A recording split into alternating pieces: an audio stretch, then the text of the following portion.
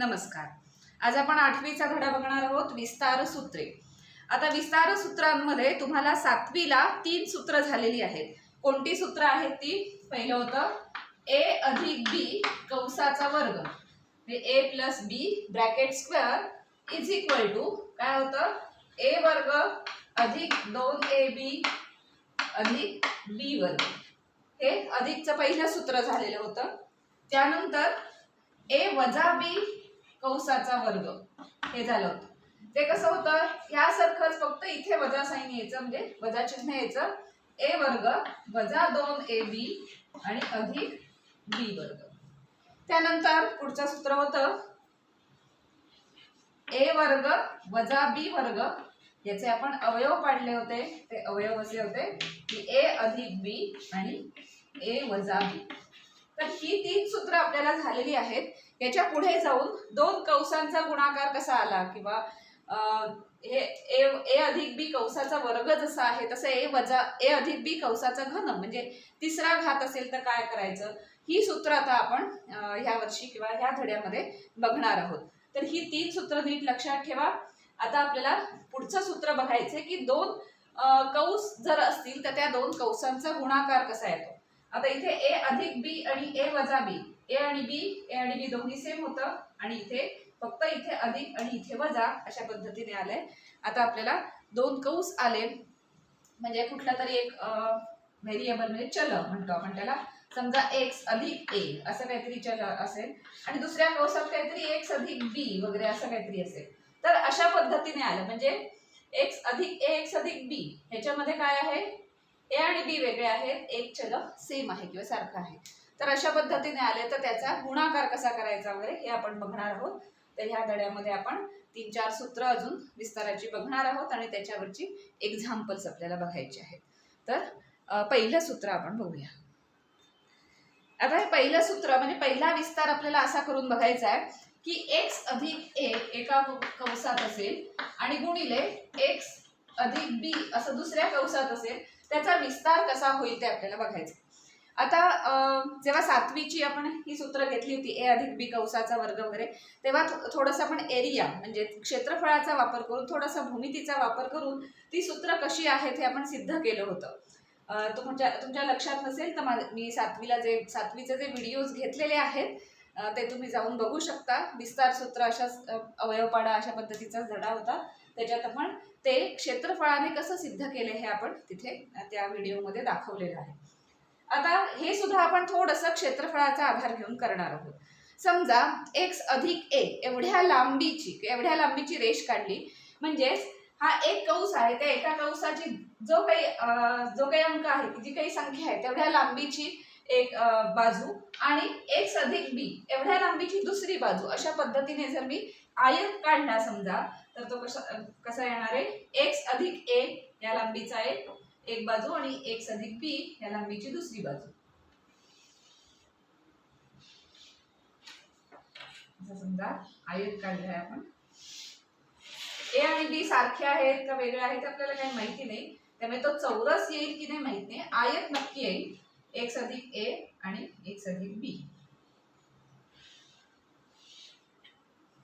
समजा त्याला नाव देऊ आधी, a b c आणि b हा आयत. समजा इथपासून इथपर्यंतचं अंतर x आहे समजा, तर हे x होईल, आणि इथपासून इथपर्यंतचं अंतर a आहे असं आपण म्हटलं. तर हे x आणि अधिक हे a, म्हणजे a पासून b पर्यंतचं अंतर किती झालं? x अधिक a, x पर्यंत गेलं आणि पुढे a पर्यंत गेला. b c दुसऱ्या बाजूचं अंतर आपण असं म्हणूया की हे एवढं x आहे, त्यामुळे आपल्याला हे एवढं अंतर समजा x आहे असं आपण घेतलं, आणि दुसरं अंतर b घेतलं जे a पासून वेगळं आलेलं आहे, तर आपण त्याला b म्हणूया. तर आता x अधिक a आणि x अधिक b असे अंतर झालेत. ab बरोबर x अधिक a आणि bc बरोबर x अधिक b असं अंतर आपल्याला मिळालंय. ab बरोबर x अधिक a ही बाजू झाली, आणि bc बरोबर x अधिक b ही दुसरी बाजू झाली. आता याचं क्षेत्रफळ काढायचं झालं या आयताचं क्षेत्रफळ आपल्याला माहितीये काय? लांबी गुणिले रुंदी. त्यामुळे लांबी गुणिले रुंदी हे इथे दिसतच, x अधिक a गुणिले x अधिक b. आता आपल्याला त्याचे पार्ट करायचे, म्हणजे त्याचे आपण भाग करणार आहोत आणि प्रत्येक भागाचं क्षेत्रफळ किती येतंय ते बघणार आणि मग त्याच्या बेरजेचं किती होतंय बघूया. डायरेक्ट क्षेत्रफळ काढलं तर लांबी गुणिले रुंदी, म्हणजे लांबी गुणिले रुंदी किती आलं, x अधिक a दुसऱ्या कंसात x अधिक b. आता त्याचा विस्तार बघायचा आहे म्हणून थोडा क्षेत्रफळाचा आधार घेऊया आपण आणि याचे 4 भाग करूया.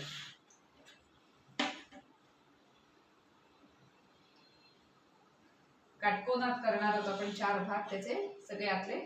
आता काय काय येत आहेत भाग ते बघूया. आता हा 1 नंबरचा भाग आहे, हा 2 नंबरचा, हा 3 नंबरचा, हा 4. आता 1 2 3 4 या चारही भागांची वेगवेगळी क्षेत्रफळ काढली आणि त्यांची जर बेरीज केली तर एकूण ABCD या आयताचं क्षेत्रफळ येईल. आता आयताचं क्षेत्रफळ हे आहे असं आपण म्हटलेलंच आहे आधी, लांबी गुणिले रुंदी.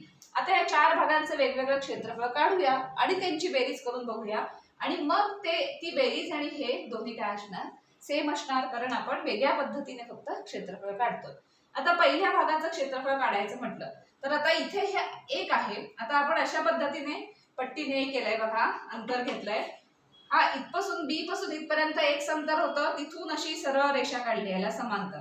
त्यामुळे हे जे अंतर झालंय ते सगळं x अंतर झालंय, म्हणजे हे अंतर x आहे, हे अंतर पण त्याच्या समोरच आहे आयतासारखं, त्यामुळे हे पण अंतर x आहे आणि हे अंतर x असल्यामुळे हे सुद्धा xच झालंय.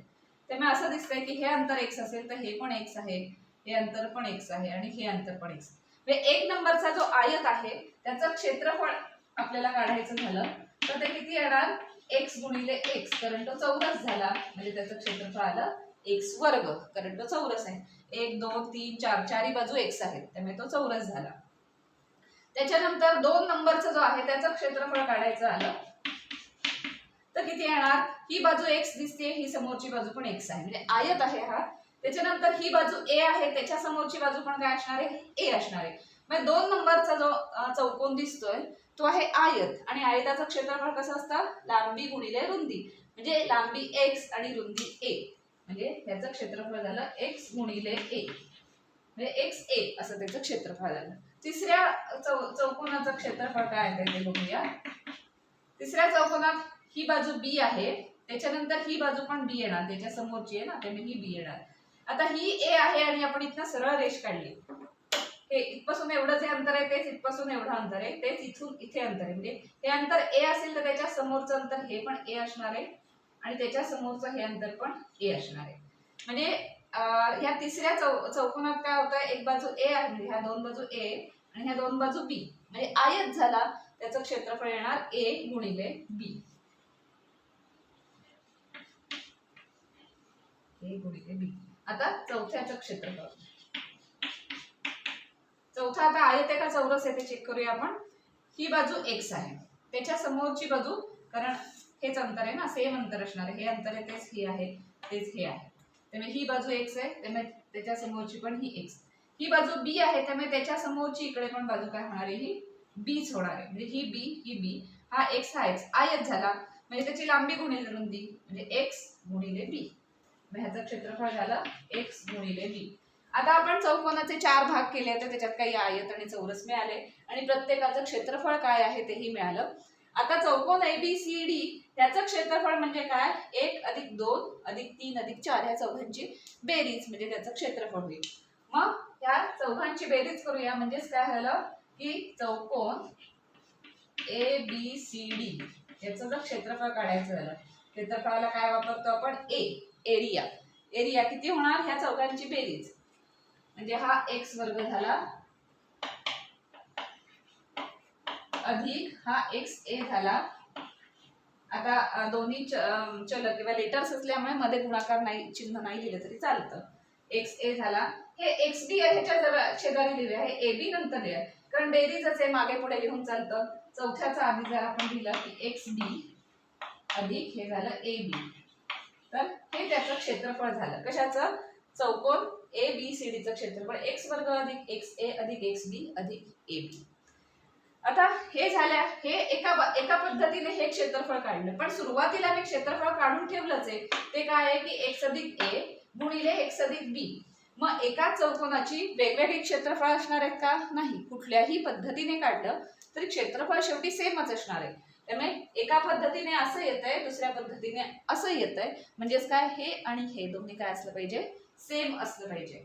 म्हणून x अधिक b याचा विस्तार x अधिक a गुणिले x अधिक b याचा विस्तार काय होतो, तर हा विस्तार होणार आहे. बरोबर काय तर x वर्ग अधिक xa अधिक xb अधिक a आणि b. इथे आपल्याला a अधिक b वर्गाच्या वेळेला इथे b वर्ग आलं होतं, तर इथे a b कारण वेगवेगळ्या संख्या आहेत इथे. तर एकतर ह्या असं तुम्ही विस्तार लिहू शकता किंवा त्याच्या पुढे जाऊन असं पण करता येईल x वर्ग अधिक, आता ह्या दोन ह्यांच्यामध्ये काही कॉमन आहे का बघा. याच्यात काय कॉमन आहे, इथे x आहे इथे x आहे, त्यामुळे तो आपण बाहेर घेऊ शकतो कंसाच्या आणि कंसात काय लिहायचं a अधिक b. हे संपलं इथे.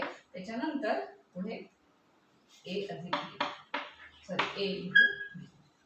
तर याचा विस्तार काय झाला, x अधिक a गुणिले x अधिक b याचा विस्तार डायरेक्ट तुम्ही असं लिहू शकता x वर्ग अधिक x कंसात a अधिक b अधिक ab. अशा पद्धतीने विस्तार तुम्ही ह्याचा लिहू शकता. तर हे विस्तार लक्षात असतील तर उदाहरणार्थ समजा x ची व्हॅल्यू आली किंवा a ची व्हॅल्यू आली तर तुम्ही तो सगळं त्याची व्हॅल्यू किंवा त्याची जी काही किंमत असेल ती इथे काढू शकता. तर हे पहिलं आपलं विस्ताराचं सूत्र झालं.